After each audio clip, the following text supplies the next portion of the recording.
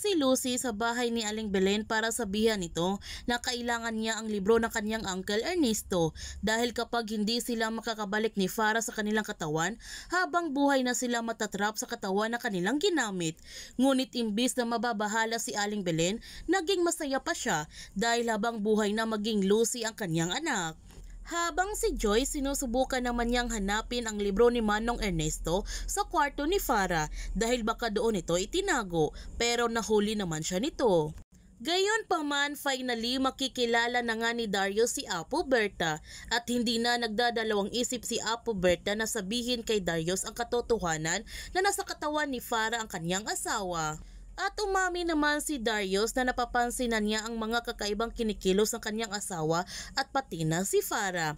And this time naniwala na nga si Darius na nagkapalit nga ng katawan sina Farah at Lucy. Makakabalik pa kaya si Lucy sa kanyang katawan?